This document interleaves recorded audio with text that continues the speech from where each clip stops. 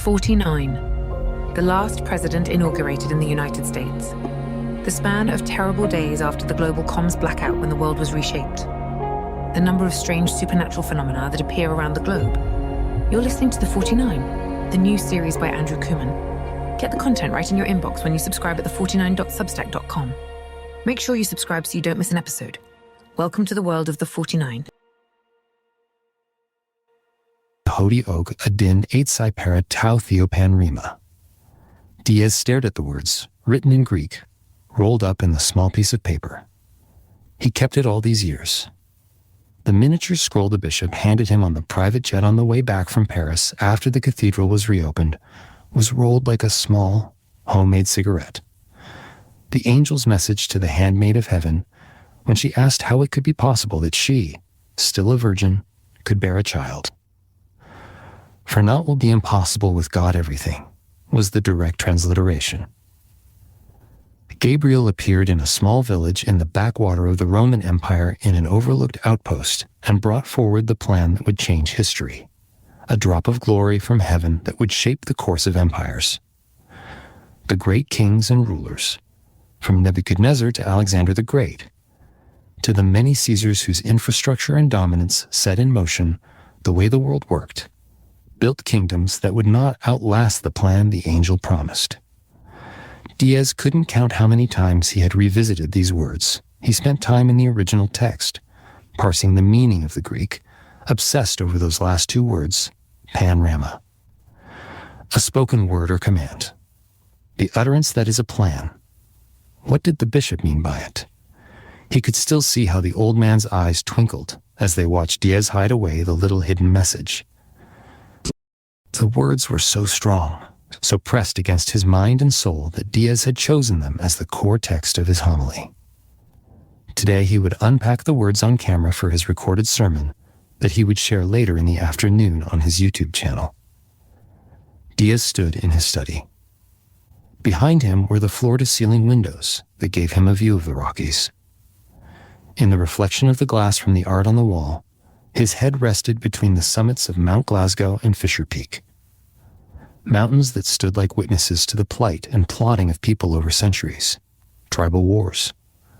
Off-world aims. We really are so small. On the shelf by the desk lay the two crucifixes. One contained the rolled-up note he'd kept for years. The other, newly in his possession, contained unknown data on a SIM card. It was strange for Jonas, the man from the game, to have such a thing in his possession. Especially in the corridor. Was Jonas some sort of mule? Did he know what was on the SIM? Diaz looked over his shoulder toward the mountains. Information like this could be dangerous to discover, dangerous to hold. There were ways that information was passed between parties, secrets, even in the surveillance state of Corridor West. As the billionaire fiefdoms emerged around the world and the security state reached its peak, a new market of secrets emerged. The priesthood found a way around the invasiveness, became part of a flourishing, hidden network of ideas and communications that flowed around the world, between walled-off corridors, like a quiet, underground river. There had been a resurgence of old tech, nostalgic devices before the blackout, when brains and feeds were flooded with so much messaging and information that people were hungry for a simpler day. And there was an entire black market of information that boomed outside the walls of Corridor Afrique, where so many old, discarded devices lived in tech graveyards. They were resurrected like an army of dry bones, brought to life through the rebooting of old Nokias and Motorola's. Flip phones with QWERTY boards, pariahs that became desired. An order of African priests introduced the method of communication to Western priests, and an infrastructure of communication was christened. Priests were good at secrets. The confession booth was a lair where they could flourish. While the method of communication was used to protect networks of believers from exposure, to relay messages of encouragement and scripture in areas where speech and ideas freely shared became dangerous to power-hungry despots. There were more nefarious priests who used the same tech. Diaz first got wind of these information networks when he first started writing Callers and Crimes. Pedo priests used the secret communication system too, hiding SIMs in crucifixes and rosaries. They salvaged old Nokias that didn't connect to 7G, saved messages to SIMs, read them on the off-network devices. It was outdated tradecraft that was a genius subversion. DA's most viral article, Before the Blackout, detailed how the flow of information was passed globally, revealing guilty priests and politicians. Faithful bishops and priests shared scriptures of encouragement to the remnant, which priests were trustworthy, and which priests they should watch out for. He, of course, never revealed names of the faithful priests, and he never disclosed how the SIMs were hidden. But every time he stripped before the guards and the cameras on set of the games to meet a contestant and enter the confessional, he had himself to thank. The security precaution was meant to ensure information couldn't be carried in or out of the room. The strange veneration. The Gov gave to the cross the almost superstitious honor among non-believers for sacred symbols because of the phos, and how the inexplicable power that God displayed on earth allowed the secret delivery mechanism to continue to hide in plain sight. People in power, like the Gov, just didn't want to mess with that power, especially since the humbling. Diaz hung Jonas' crucifix over the edge of the Banksy statue in the corner of his study. Keep hiding in plain sight, he thought. The owner of the modified 18th century bust, whose stone face was cut off and replaced with bathroom tiles, had gifted Diaz the piece as a thank you for his reporting on pedo priests. The Cardinal of Sin bust was one of his favorite pieces in his growing collection. It was a constant reminder to Diaz of who he was, where he came from, what's possible when you speak the truth, and what's possible when you abuse the position given to you. Diaz hung Jonas's simple wooden crucifix so that it laid over the stone cross on the sculpture, careful that it wasn't in view of his webcam when he delivered his homily. It had been years since Diaz saw a SIM back when he was a journalist. He himself had never received or delivered one as a priest. Even if he wanted to, he didn't have a device or a location to safely power up the old tech without detection. Now he had some sleuthing to do.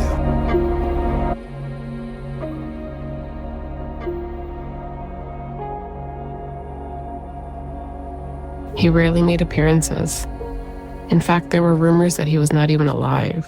Was he just a modern-day man behind a curtain, with even smaller hands and wilder aims than the underwhelming Wizard of Oz? Boyer tried to hide her surprise when she saw him standing at the entrance of the compound when they arrived. From the moment they were within sight of the huge wall, she could tell that Corridor West was on alert, a near-complete lockdown. Layers of drones hovered in the sky. Their far-seeing lenses scanned the boundaries outside and inside the fortified boundary.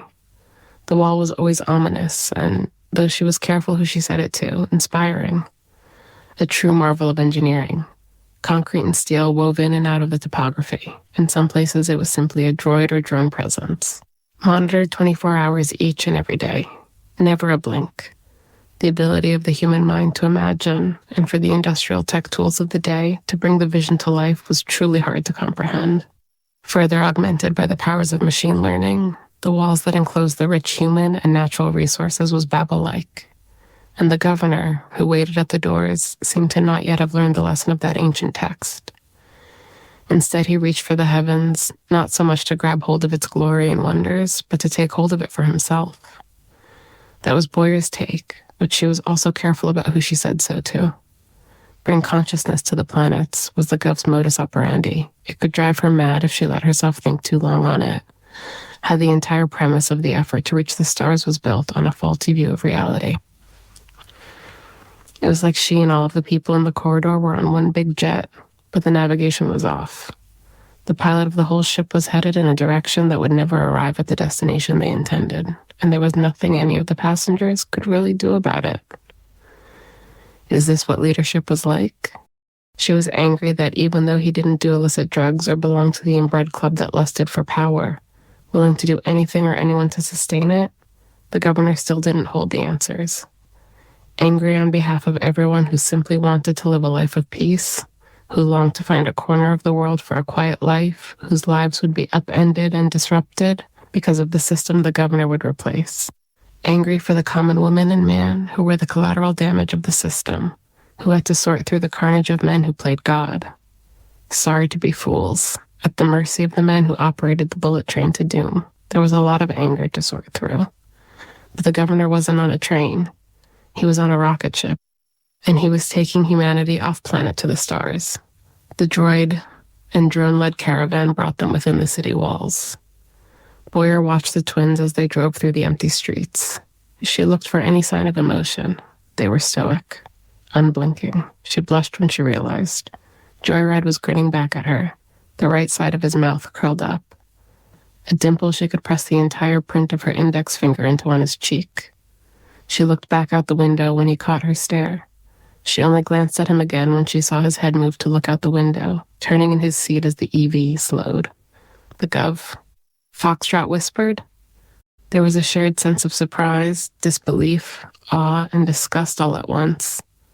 The hair on the back of her neck stood. The myth of the man was so large it was strange to see him. He stood alone in front of the glass building they arrived at, a centralized data processing plant in Calgary on the edge of the Bow River. The hydro-powered facility was a critical hub for crypto mining and surveillance. She didn't know what it meant that he came to them here in the city and didn't summon them to the 49th, where he was rumored to hide in a facility below ground that was built to withstand a nuclear blast and the nuclear winter that would follow. He stood alone, but a line of droids flanked in 2 rows on either side of him. 10 in front of him on each side, between the caravan and the Gov, 10 behind him on each side between him and the building. The 40 droids, kitted out with more weaponry than some militias could ever dream to be in possession of, towered in the space, 8 feet tall each. They had humanoid shape, but their height was meant to intimidate and dwarf the rogue humans they were designed to eradicate. Their oval heads were opaque and glowed a dim gold in the dark night. If only the general could see us now, Joyride whispered. I wouldn't mention his name if I were you, Boyer advised. Faulted men with faulted thinking throttling passengers towards their doom. Their EV came to a stop. From where they sat, the 3 passengers could see the governor puff out his chest. He stood too far away to make eye contact with them, but it was clear he sized them up. He raised his hand so that his arm was parallel to the ground, his finger slightly raised. As he did so, an image flashed in Boyer's mind. She suddenly remembered a gift the bishop brought back with him for her on one of his visits to Europe. It was a postcard he purchased at the Vatican during the intense period when the Holy See exerted much pressure on him and the entire community in New Eden. She could see it now, a postcard of Michelangelo's creation of Adam, the famous image of the fully nude First Father, his forearm on his knee, leaning back on a green hill. God leaning forward, his finger fully extended, vigorously moving toward his created son. But Adam's finger was turned down, so close to touching the divine, within an inch, but forever not taking hold of God's hand. Humanity choosing its doom. The door hissed open, and 2 of the lethal droids stepped toward the vehicle. Please step out of the EV, ma'am, said the droid that stepped into the doorway. Boyer looked back at the twins, the last time she would see them on this earth. She raised her hand in the sign of the cross. May God go with you, may his face shine upon you, may he give you his peace, she whispered. The cool air surprised her when she stepped out of the vehicle.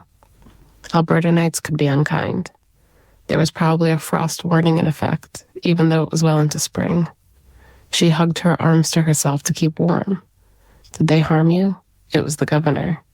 He was removing his jacket, putting it around her shoulders before she could refuse. No. She winced as he placed heavy canvas jacket on her shoulders. He looked at her unconvinced. Her shoulder needed attention. For every scar or wound they inflicted, we will administer 10 more. They're just boys, she said, without thinking. They are enemies of the corridor. Remember mercy, Governor. Remember mercy. She held up the cross that was around her neck. He stepped back, as though struck. You are just like your bishop. If I could be half the person he was, consider me blessed. Boyer leaned back as the governor stepped toward her. His toes touched her toes. She could feel his knees and her thighs. He gently touched her face, traced his thumb along her cheekbone to her lip. You're safe now, he said. You can rest here tonight. Thank you, she said. Gratitude, not resistance, the quickest way to placate him. The moment, mercifully, was disrupted when the twins emerged from the EV. The governor stepped away from her and looked at them, their youth and vitality palpable. He seemed to breathe in their presence, sniff the air. The moment was electric. "We bring greetings from the general," Foxtrot said. "Oh," the governor responded, impressed at their defiance. "So, you have a message from him for me." "He will deliver it himself," Foxtrot said. In due time, Joyride added, his grin a permanent fixture of his face. The governor looked them over but said no more. Boyer couldn't help herself. "What will you do with them?" she asked. "We want to be off-worlded," Foxtrot said, before the governor could respond. To this he raised his eyebrow. It was a right any person could claim, whether inside or outside the walls of Corridor West, a right the governor himself bestowed upon all, something he guaranteed. It was a rare, desperate request few made, especially those who would otherwise be gamed. The governor stared at them, assessing their claim. It was a potent moment, and Boyer held her breath. Was this their plan all along? She wondered. "I will grant your request," the governor said as he turned. Foxtrot sighed. The governor placed his hand on Boyer's back and guided her toward the entrance. The line of droids behind and before them turned in the same motion to face each other. 2 droids took hold of Foxtrot and Joyride and pushed them forward. "But before the Red Planet, you will also be gamed," the governor said over his shoulder. "I want to know what they know." Boyer said a silent prayer after she saw Joyride's face. The grin was gone, and for the first time he had a look of fear she would never unsee.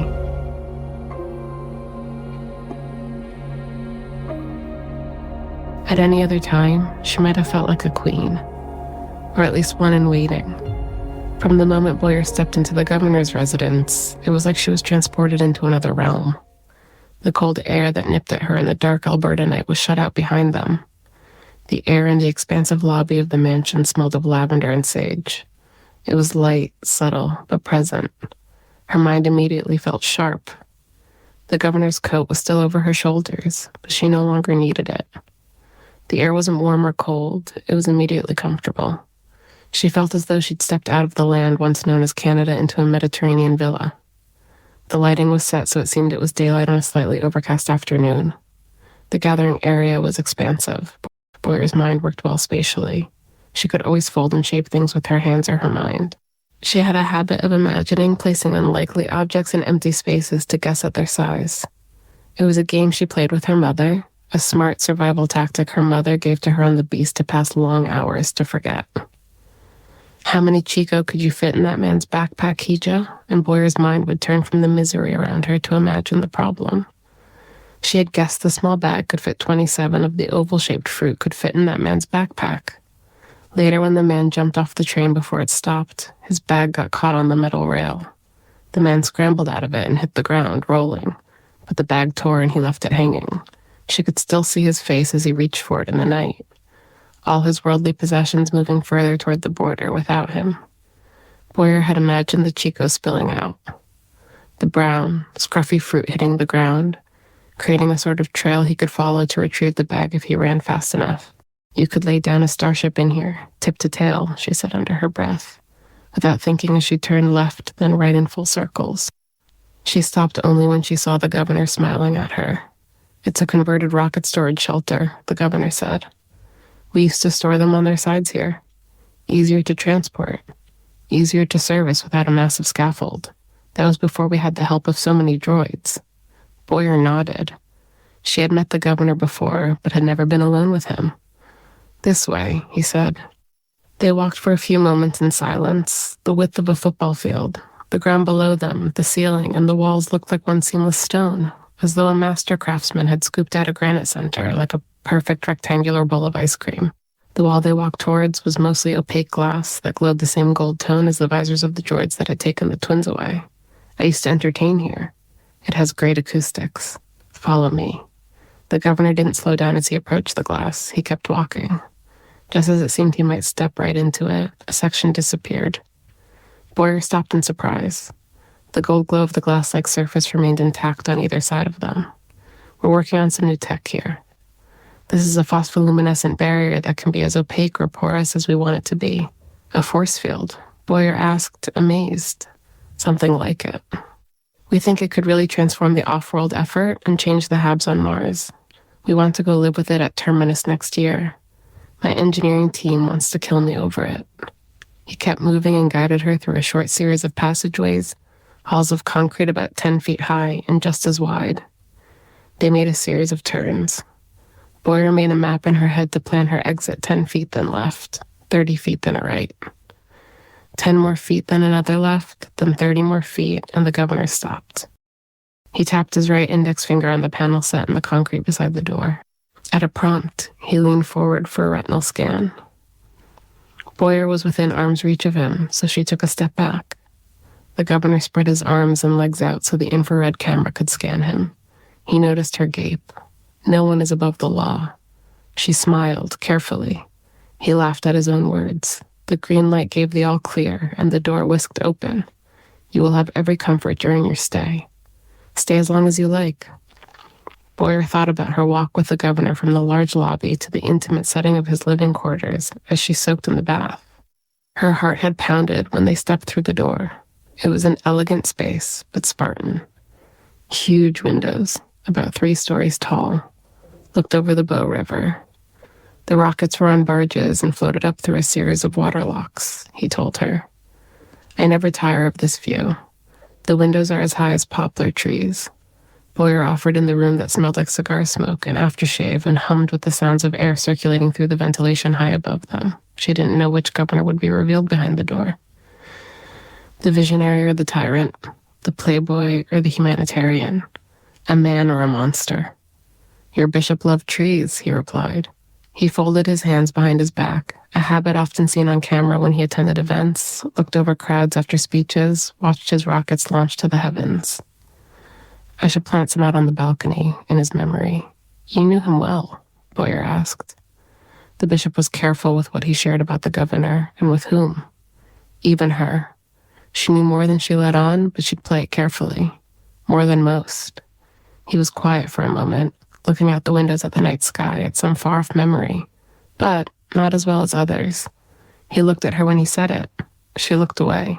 You don't have to be afraid of me, he said. Whatever they say about me, whatever you think.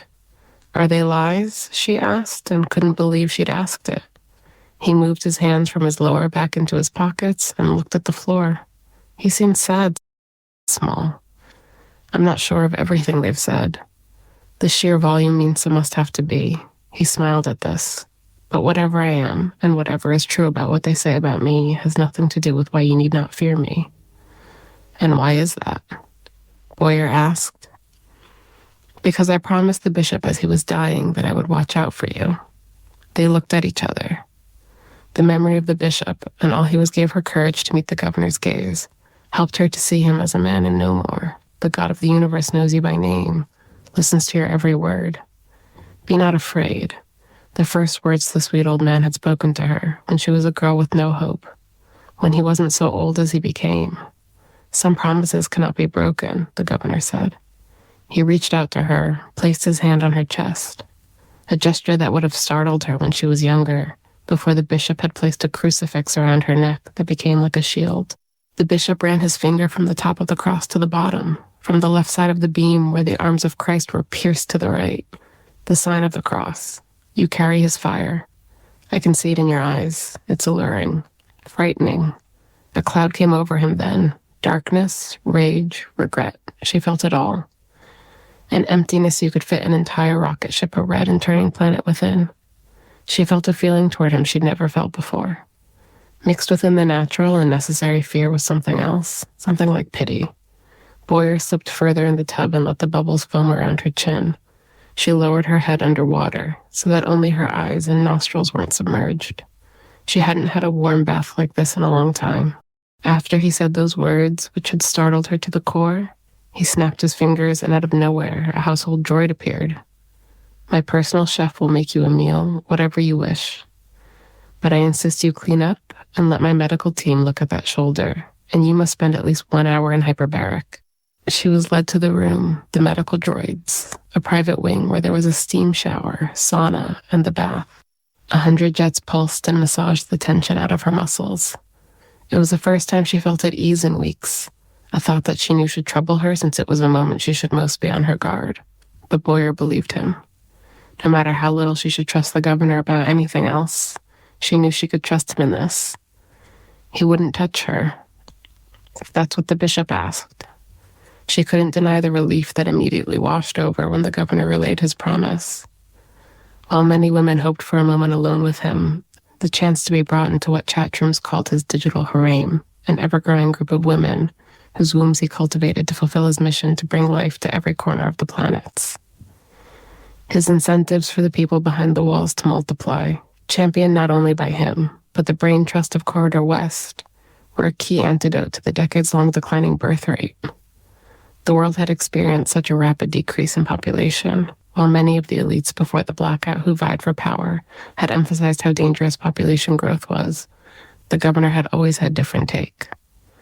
The planets could never reach a maximum human capacity, was his thesis, and he pushed back against the climate activists who thought the Earth's populations needed culling. There was much speculation about just how many children he had sired, and just as much speculation about how the governor sired them. A popular rumor circulated that he was a closet Mormon seeking to bring the afterlife to the here, and now through a surrogacy baby boom. His goal seemed less about pleasure and more about efficiency. He didn't enter marriages. He created surrogate stipends and fathering contracts.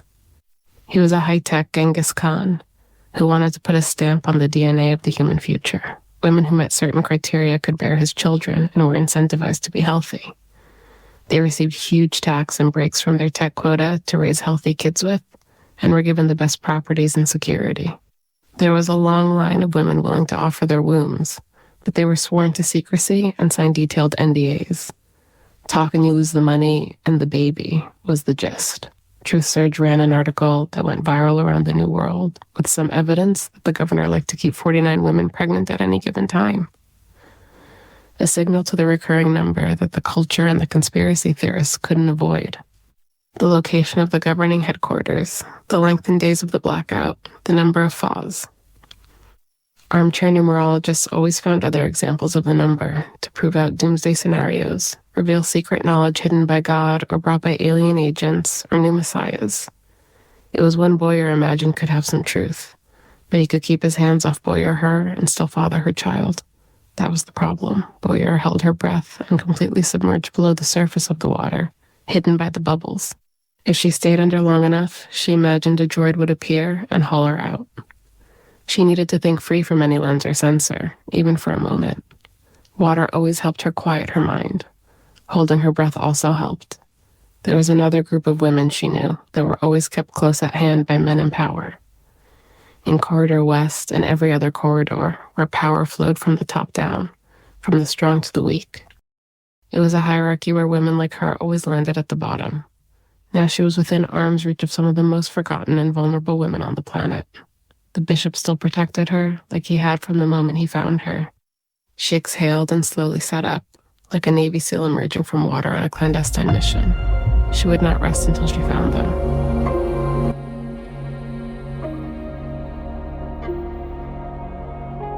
Boyer sat at the long table alone. It rose from the floor when she walked into the room like a phantom emerged from a mist. It was already set. It had one placemat fully set, and there were numerous dishes prepared. She could smell Indian spices, Thai curry, deep-fried meat. There was golden brown bannock, fresh vegetables and fruit. Her mouth watered instantly. How long since she had eaten and what? A protein bar on the EV before the attack? The day felt like a year. Please have a seat. A voice behind her startled her. A household droid stood with a tray. On it was a glass of water, the contents of the glass perfectly still as the droid walked toward her.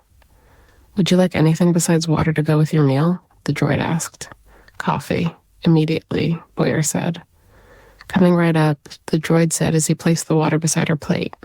He pulled out her chair, waited for her to sit down, and placed a napkin on her lap. Please help yourself while I get the coffee. Boyer didn't even wait until the droid was out of the room. She reached for the bannock first and grabbed a fresh roll of warm bread. Its outside was crisp like a pastry, and the inside melted in her mouth. She took a big bite, and as she chewed, grabbed a bowl of fruit preserves as she spread a generous cube of butter onto another roll that started to melt instantly. She closed her eyes and smiled. Would the elders at Maskwishies approve? The governor stood at the opposite end of the table. She looked at him, her reverie disrupted. It's amazing how such a simple mix of whole ingredients can so please the palate, he said. We used a recipe that's been on these lands for thousands of years. Corn, nut meal, flour made from ground plant bulbs. Salt. And anything tastes good with melted butter, she said, swallowing. Don't know if they had that 1,000 years ago. She took another bite. You know, she said, wiping her mouth with the back of her wrist. This was the first meal I shared with the bishop. My first meal of freedom. My personal chef has perfected it, I think. Boyer grabbed a plate of bannock and shoved it along the table toward the governor. The flat white dish spun like a curling rock toward him and landed within an inch of where his placemat would be if the house droid had set one for him. Boyer admired her accuracy. Eat some before I finish it all, she said.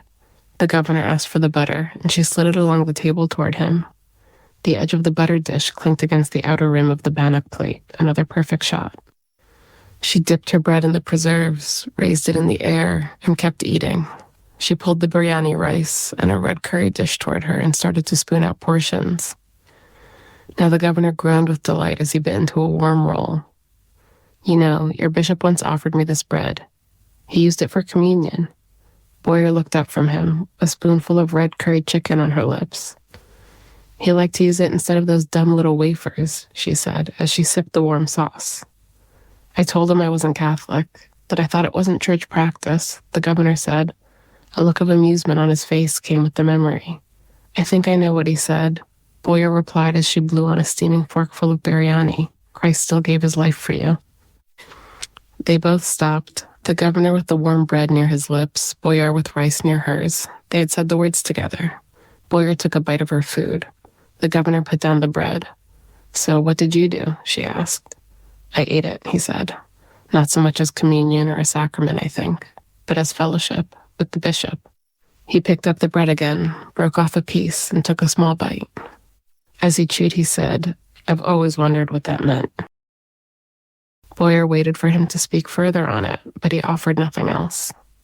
There were many directions she could go. Men and women who came to New Eden and met the bishop often had a similar question, as their history with the church or with their view of theology collided with his practice of offering the body of Christ to anyone who came to seek whatever they sought at the famous Fosoff of Highway 611 in one of the most unexpected places.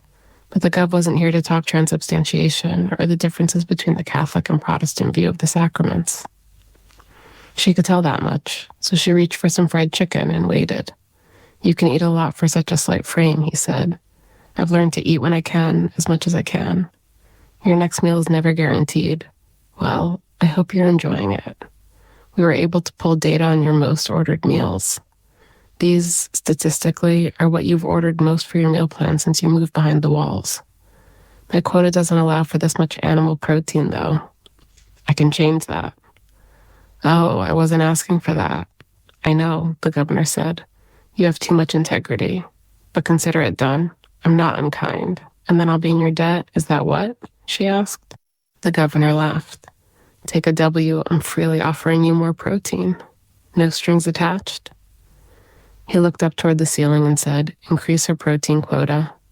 There was a subtle chime in acknowledgement, almost lost to the ever-present hum of the ventilation system high above. Thank you, she said. Your survivor instinct. It's so strong, he said as he touched at the crumbs on the table that had fallen from the buttery crust of the bannock. He poked them with his index finger. I watched the footage from the ambush. You were calm. Smart. You seemed unafraid. They were just kids, she said, battering away his flattery. You couldn't have known that when they were masked, when they had AR-15s pointed at your head. I've been in worse situations, she said. He touched the crumbs that dotted his finger to his tongue. I read your file. I believe you. And I saw the mark on your hip. Boyer put down her fork, the clink of the metal against the tabletop pronounced. In my file? She asked. But she knew there'd be no record of that and whatever information the corridor had on her. Last night, while you bathed, she looked at him and tried to appear calm. She breathed deeply through her nose, and she had been careful, discreet, as private as she could be about her body, but she knew there'd likely be cameras recording her every move, the only way to not completely cower at the governor's total control over the citizens of the corridor, especially in the spaces he lived or operated, was to lean in. To acknowledge the breach of privacy, the uninvited intimacy, would be to be crushed by it. Boyer stood, her chair scraped back loudly against the floor. She lifted up her shirt, exposing her midriff. She pulled down the waistband of her pants to expose the curve of her left hip. A dark scar marked her brown skin. 2 horizontal lines with shorter, perpendicular lines intersecting them. Train tracks. Above them, a star. The governor looked at her hip, then at her. She didn't blink. A wave of anger passed over him. Where did this mark come from? Why do you care? Boyer asked, her heart racing. The governor slammed his fist on the table. Where did you get it? Boyer slowly sat down, afraid like she had not been in a very long time. I demand to know when you put this mark on your body. It's how they marked us, Boyer whispered, barely audible. She often thought she had moved past the horror, but it could return suddenly, violently in a flash of memory, like hands that appeared out of nowhere and gripped her by the throat. How? Who? The governor pressed. The vein on his forehead was thick as a slug. If Boyer threw the bitter knife with as much accuracy as she slid the dish of butter, she could send a trail of his blood across the table, splatter the curry, the preserves. Men. On the beast. It was the train my mother and I took north from Guatemala. Oh, the governor said, his anger suddenly absorbed by surprise. They marked us and other women and girls. Burns, tattoos, ink, El Camino del Cielo. The road for sweethearts? He asked, gently. Yes, it had 2 meanings. It was a cruel joke to describe the hell path they would send us on. The governor put his hands on the table. I'm sorry. Boyer laughed, surprised at his sudden change in demeanor and the look of shame that suddenly took over. Really, I am, he said. Surely you knew about this from my file, that we came before the borders closed, when 46 was still in power. That the way we came would have been on the beast. That I landed near Masquatchees because the bike gang that bought us had clients that had a thing for young girls. Of course I knew this, but I misinterpreted the tattoo. For what? Boyer asked, dumbfounded, but sensing a shift, an opening, in a recent security report. He stopped. She waited, but he said no more. Are they back? She asked, quietly. He squinted at her, calculating. It's obviously nothing to worry about. I'm sorry to reopen this deep wound. Boyer let it go. She was on thin ice. She couldn't make sense of what was happening, the strange and dangerous position she was suddenly in with the governor. What is the other meaning? He asked. When he asked the question, her feet suddenly rushed with a familiar sensation. Her feet felt cold as ice, but they also burned. The way of glory, she said. Camino means road, cielo, sky. They stared at each other from opposite sides of the table. 2 people from 2 different worlds. All the evil and harm they'd inflicted, experienced, witnessed filled the space between them. When she felt the sensation, she always thought of the story of David, of the angels in the treetops. Move toward the danger. I am with you. It always gave her reassurance. Before I go, I want to ask you about the boys that attacked you from the surge.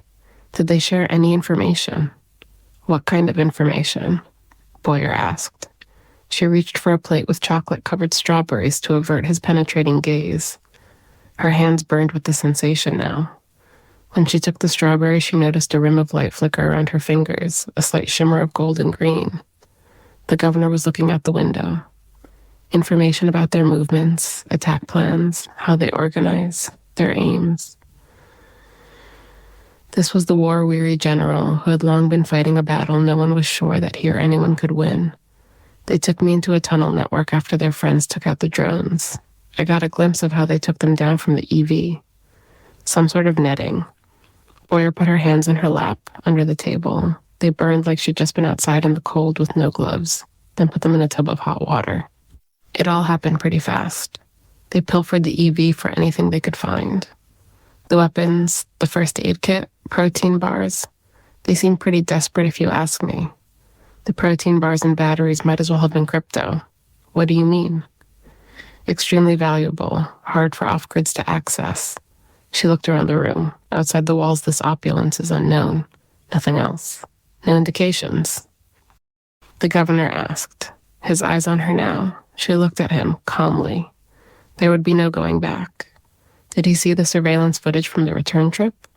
Had he seen the USB Foxtrot and Joyride hidden the kit when she medicated?